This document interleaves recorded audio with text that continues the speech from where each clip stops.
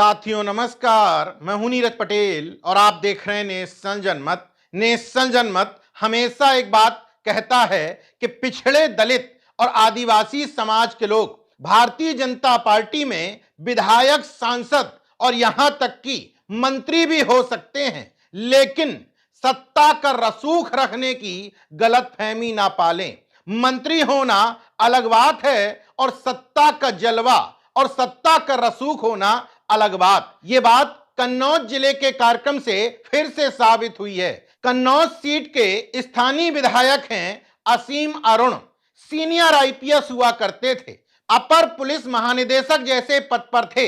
राजनीति का चस्का लगा, नौकरी छोड़ दी, बीजेपी ने टिकट दिया, विधायक बन गए और योगी सरकार में स्वतंत्र प्रभार के समाज कल्याण विभाग के मंत्री बना दिए गए। लेकिन अपनी ही विधानसभा क्षेत्र के एक कार्यक्रम में कन्नौज के जिलाधिकारी ने यह साबित कर दिया कि मंत्री जरूर हो लेकिन सत्ता में नहीं हो। यह बात मैं नहीं कह रहा हूं, बल्कि मंत्री जी ने जिलाधिकारी आशुतोष मोहन अग्निहोत्री को जो पत्र लिखा है, वो पत्र चीख चीख करके कह रहा है कि डीएम की नजरों में मंत्री जी के प्रोटोकॉल की कोई वैल्यू नहीं। मंत्री जी ने पत्र लिखा, प्रिय श्री अग्निहोत्री जी, मैं अत्यंत खेद के साथ आपका ध्यान रोमा स्मारक पर आज आयोजित कार्यक्रम के दौरान हुई अव्यवस्था की ओर आकर्षित करना चाहता हूं। मुझे इस कार्यक्रम में मुख्य अतिथि के रूप में 5:30 बजे आमंत्रित किया गया था। एक अनुशासित नागरिक होने के नाते मैं नियत समय पर पहुंचा, किंतु वहां का अनुभव शिष्टाचार और समयशीलता के बिल्कुल विपरीत रहा। विलंब, मुख्य आयोजक सुश्री वैशाली एसडीएम मेरे पहुंचने के 15 मिनट बाद पहुंची, जिसके बाद एडीएम का आगमन हुआ। प्रतीक्षा, मैंने लगभग 45 मिनट तक कार्यक्रम शुरू होने का इंतजार किया। इस दौरान मंच से घोषणा की जाती रही कि कार्यक्रम आपके आगमन के उपरांत शुरू होगा, मतलब जब डीएम साहब पहुंच जाएंगे इसके बाद कार्यक्रम शुरू होगा। आप सहमत होंगे कि यह स्थिति मेरे लिए असहज हो गई। आप कब तक आएंगे यह किसी को भी नहीं पता था, अतः मेरे पास प्रस्थान करने के अतिरिक्त कोई विकल्प नहीं था।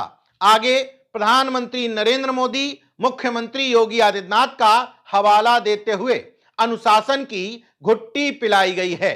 लेकिन इस पूरे घटनाक्रम में समझने की बात यह है कि मंत्री जी 45 मिनट तक कार्यक्रम में डटे रहे, तो क्या वहां पर मौजूद अधिकारियों ने डीएम को बताया नहीं होगा कि मंत्री जी आपकी प्रतीक्षा कर रहे हैं? उस बीच में जिलाधिकारी फोन पर बात करके कह सकते थे कि सर मैं आ रहा हूं, लेकिन 45 मिनट मंत्री के बैठने के बावजूद जिलाधिकारी आशुतोष मोहन अग्निहोत्री ने कोई सूचना नहीं दी। जब मंत्री जी वहां से चले गए तो उनके जाने के बाद जिलाधिकारी कार्यक्रम में पहुंचे। इसके बाद सूत्र बताते हैं कि मंत्री जी को फोन करके मान मनोबल करने की कोशिश की गई, लेकिन मंत्री जी और उनके साथ आए बीजेपी जिलाध्यक्ष समेत कोई भी नेता लौटने को तैयार नहीं हुआ।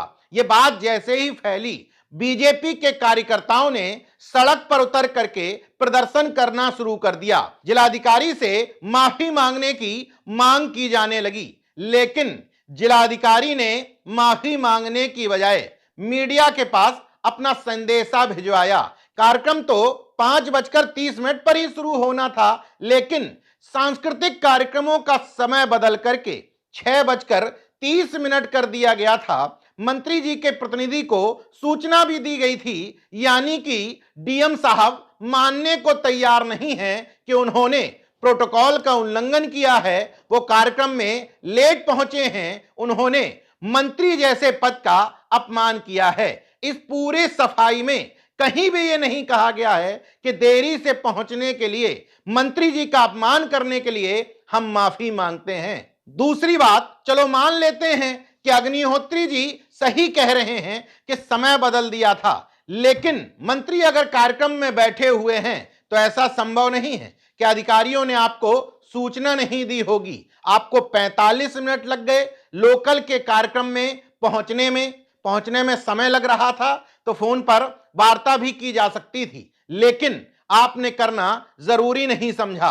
दूसरी बात, मंत्री ने पत्र में स्पष्ट तौर पर लिखा है कि उनके मौजूद रहते हुए बार बार यह कहा जाता रहा कि जिलाधिकारी महोदय आएंगे तब कार्यक्रम शुरू होगा। मंत्री मुख्य अतिथि थे, उनके पहुंचने के साथ ही कार्यक्रम आपके मातहत अधिकारियों ने क्यों शुरू नहीं किया? जब मंत्री जी ने नाराजगी व्यक्त की, आपकी गर्दन फंसते हुए दिखी, तो आप एसडीएम से स्पष्टीकरण मांग करके अपना पल्ला झाड़ रहे हैं, जबकि जिले के प्रशासनिक मुखिया होने के नाते पहली जवाबदेही आपकी ही बनती है। लेकिन आपसे सवाल करेगा कौन? क्योंकि मौजूदा समय में मुख्यमंत्री की ना सही, लेकिन संघ की परम प्रिय जाति से आप आते हैं और इस घटनाक्रम के बाद माफी ना मांग करके आपने ये साबित भी कर दिया कि सत्ता में होने की हनक क्या होती है। पीसीएस ऑफिसर हैं, आईएएस बनने के बाद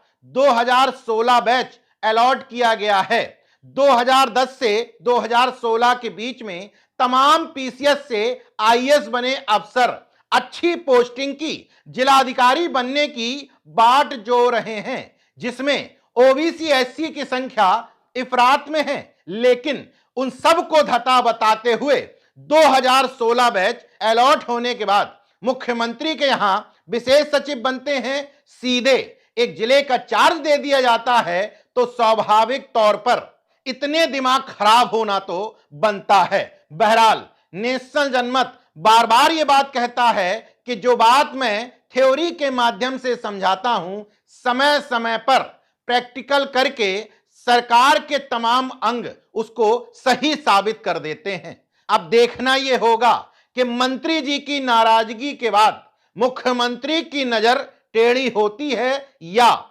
विशेष जाति के होने का लाभ प्राप्त हो जाता है। बाकी देखते रहिए नेशनल जनमत, जागरूक और सजग बने रहिए। जय विज्ञान, जय संविधान, जय लोकतंत्र। धन्यवाद।